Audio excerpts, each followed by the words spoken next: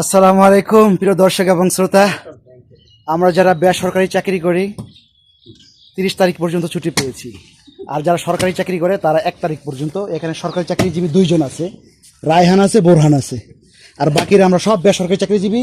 আর একজন ডাক্তার আছে এখানে উপস্থিত। আমি আপনাদেরকে ছুটির একটা হিসাব দেখাই, সাধারণ ছুটির হিসাব।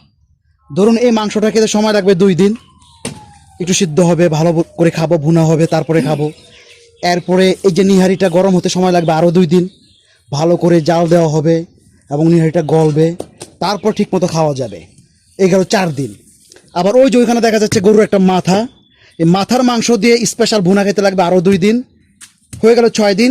আবার রয়ে গেছে ভুড়ি, যারা ভুড়ি পছন্দ করে ভুড়ি খেতে সময় লাগবে আরও 2 দিন। সুতরাং 8 দিন সময় আমরা আসলে পাই। সেই হিসেবে এই অল্প 4 দিন 5 দিন সময়, এটা কোনো লম্বা কোনো ছুটি না কুরবানির ঈদের জন্য।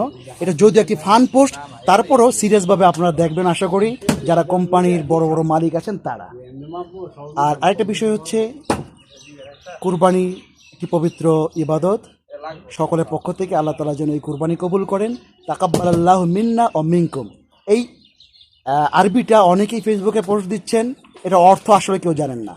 তাকাব্বালাল্লাহু, আল্লাহ যেন কবুল করেন, মিন্না আমার পক্ষ থেকে, ও মিনকুম এবং আপনাদের পক্ষ থেকে, অর্থাৎ ঈদ যেন আল্লাহ তাআলা ঠিকঠাক মতো কবুল করেন। সবাই ভালো থাকবেন, দেখা হবে অন্য কোনো দিন, অন্য কোনো ঈদের মধ্যে। আল্লাহ হাফেজ। হক মাওলা।